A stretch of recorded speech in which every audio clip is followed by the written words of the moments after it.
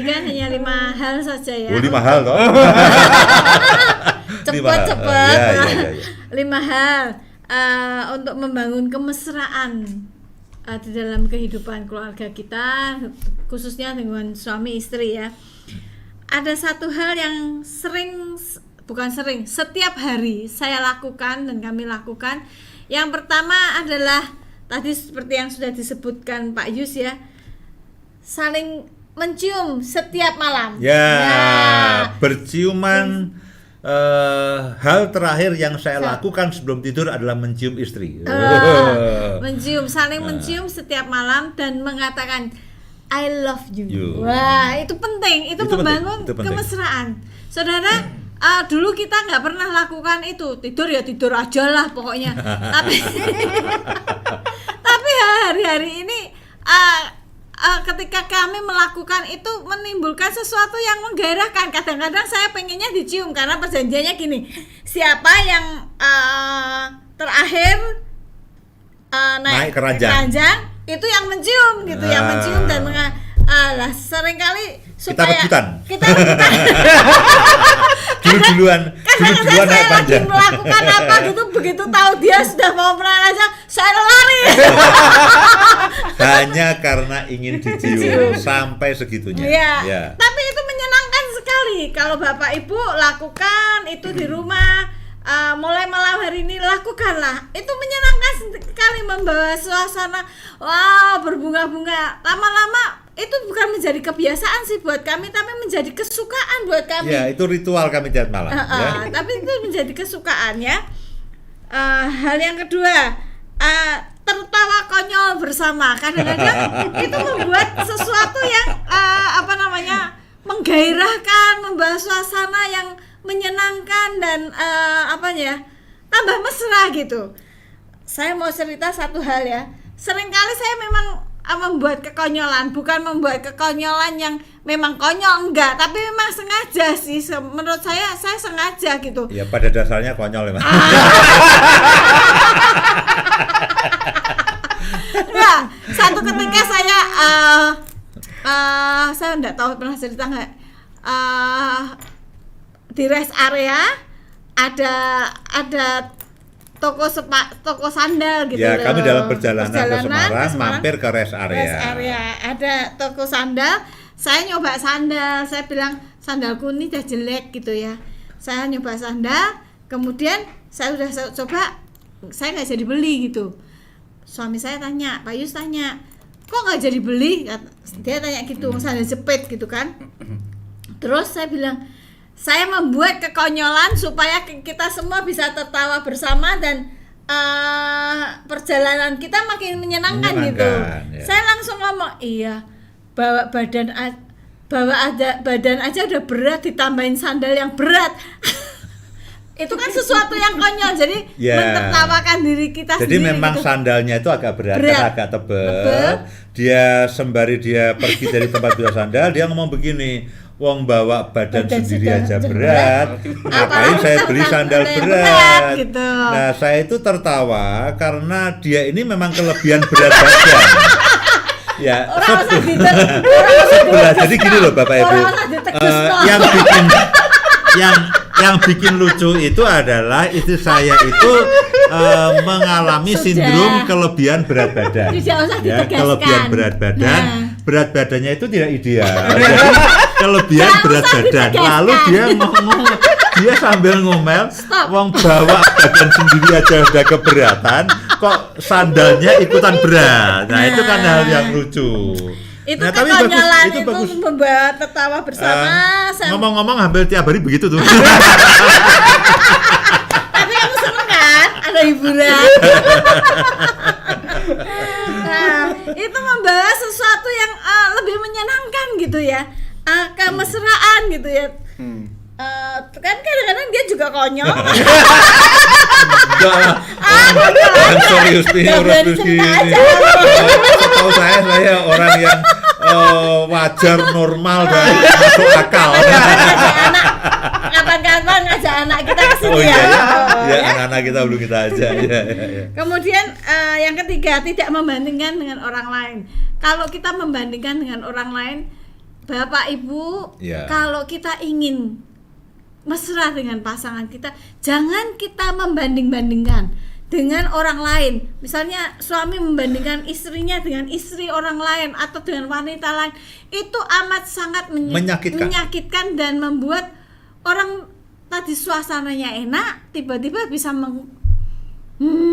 gitu ya. Jadi bad mood dari makan, misalnya lagi makan senang-senang di rumah makan atau di mana, tiba-tiba nyeplos gitu pembandingan dengan orang lain. Itu sesuatu suasana akan jadi langsung berubah. Jadi jangan pernah kita membandingkan dengan orang lain, baik bapak maupun ibu, jangan pernah membandingkan. Hal yang keempat ya, jangan libatkan orang lain di dalam hubungan suami istri. Apa artinya? Maksud saya, jangan libatkan orang tua kita, jangan libatkan saudara kita di dalam hubungan suami istri. Sekarang kan modelnya zamannya story atau status gitu. Jangan kalau kita lagi dengan suami kita lagi marah gitu ya, atau lagi suasana hati kita nggak enak, itu jangan kita nyetatus atau menulis di story hal-hal yang itu tidak akan membangun kemesraan gitu.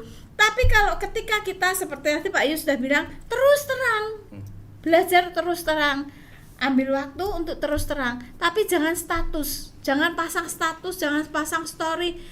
Ya enggak kok, aku enggak nyindir dia. Ya namanya juga orang pasti tahu dong kalau lagi disindir, apalagi permasalahan yang itu tidak akan membangun kemesraan. Itu malah justru akan membangun sesuatu yang gap ya. Gap itu ya? Jarak.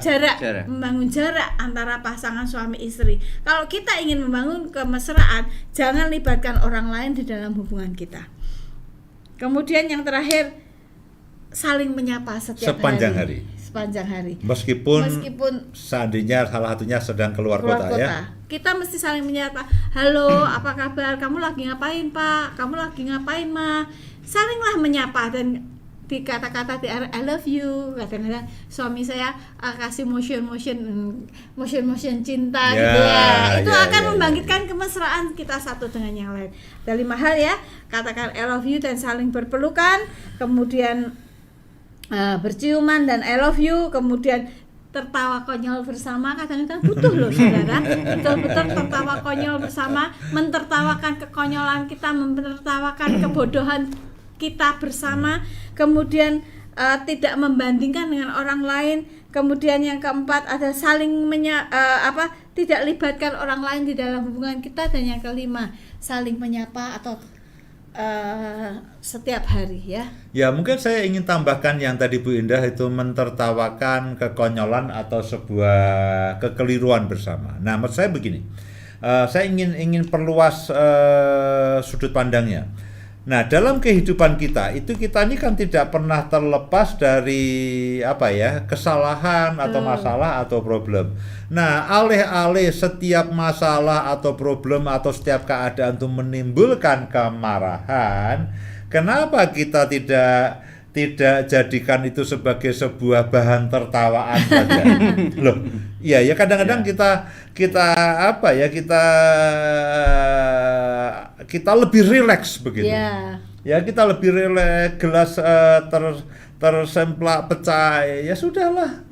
Ya ini waktunya kita beli yang baru, ya santai aja. Oh gelas pecah gini, gelas malah sebagainya.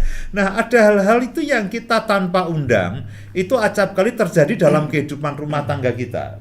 Tidak semuanya itu contoh begini. Lalu anak saya WA saya sambil foto, Pak motorku keserempet orang. Ya keserempet orang ini motorku. Ya padahal motor cukup baru. Nah reaksi saudara akan menentukan.